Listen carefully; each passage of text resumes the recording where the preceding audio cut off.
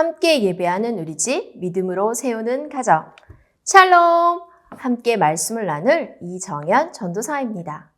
아이러브 가정 예배로 모이신 믿음의 가정들을 주님의 이름으로 환영합니다.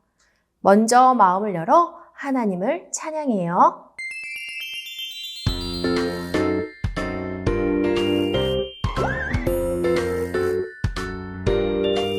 예수님 닮은 것을 찾아봐요.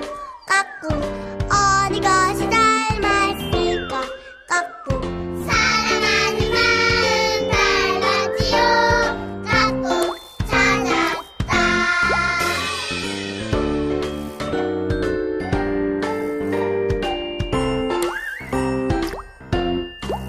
예수님 닮은 것을 찾아봐요.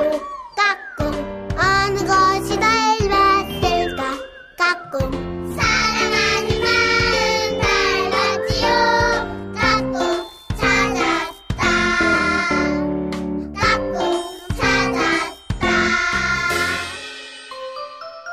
함께 보실 하나님의 말씀은 로마서 12장 1절입니다. 너희 몸을 하나님이 기뻐하시는 거룩한 산 제물로 드리라. 아멘. 아기 오리들이 개울가에서 놀고 있어요. 이제 집에 갈 시간이에요. 아가들아, 집에 가자. 네, 엄마. 엄마가 부르면 뒤뚱뒤뚱 엄마를 따라가요. 쉿, 조용. 알러베베 가족들, 누가 우리를 부르고 있어요. 누구일까요? 우리 함께 말씀 속으로 들어가 봐요. 세례 요한이 두 제자와 베다니에 있을 때였어요. 그들은 예수님이 걸어가시는 것을 보게 되었어요. 보라, 세상 죄를 지고 가는 하나님의 어린 양이로다. 세례 요한은 예수님이 하나님의 아들임을 알고 있었어요. 그리고 함께 있었던 제자들에게 예수님에 대해 말해 주었어요. 두 제자는 그 말을 듣고 예수님을 따르기 시작했어요. 그들은 안드레와 요한이었어요. 안드레와 요한은 예수님의 제자가 되어 하루 종일 예수님과 함께 했어요. 예수님께서 계신 곳에 항상 함께하며 예수님이 전해주시는 하나님 이야기를 들었지요. 안드레는 그의 형 시몬에게 예수님에 대해 말해주었어요. 형, 우리가 하나님의 아들을 만났어. 그리고 형을 예수님께 데리고 갔어요. 예수님은 시몬을 보자 장차 개바라 하리라 라고 말씀하셨어요. 이를 번역하면 베드로인데 베드로라는 이름은 반석이라는 뜻이에요. 예수님과 함께한 시몬은 예수님 안에서 믿음이 강한 사람으로 변하게 되었어요. 다음 날 예수님께서 갈릴리로 나가시다 빌립을 만나게 되었어요. 예수님은 빌립을 보자 나를 따르라 라고 말씀하셨어요. 오랫동안 하나님의 말씀을 연구한 빌립은 예수님이 누구인지 바로 알았어요. 그래서 빌립은 모든 것을 내려놓고 예수님을 따르게 되었어요. 예수님을 만나 신이 난 빌립은 나다나엘에게 달려가 말했어요. 나다나엘, 내가 하나님의 아들 나사렛 예수님을 만났어. 어떻게 나사렛에 그런 분이 있을 수가 있단 말이야. 나다나엘은 직접 예수님을 만나보기로 했어요. 예수님은 나다나엘이 오는 것을 보시고 말씀하셨어요. 이 사람은 마음에 거짓이 없는 사람이다. 아니, 어떻게 저를 아십니까? 빌립이 너를 부르기 전에 네가 무화과 나무 아래에 있는 것을 보았단다. 나다나엘은 깜짝 놀랐어요. 예수님은 정말 하나님의 아들이시군요. 예수님은 나다나엘을 부르셨어요. 나다나엘도 모든 것을 버려두고 예수님을 믿고 따르게 되었어요. 어느 날 예수님께서 갈릴리 해변을 지나가시다가 안드레와 베드로가 고기를 잡으려는 것을 보셨어요. 그들을 향해 예수님께서 나를 따라오라. 내가 너희를 사람을 낚는 어부가 되게 하리라. 라고 말씀하셨어요. 사람을 낚는 어부가 되게 하리라 라는 말은 하늘나라의 영원한 생명이 필요한 많은 사람을 위해 살기 원한다는 것을 뜻해요.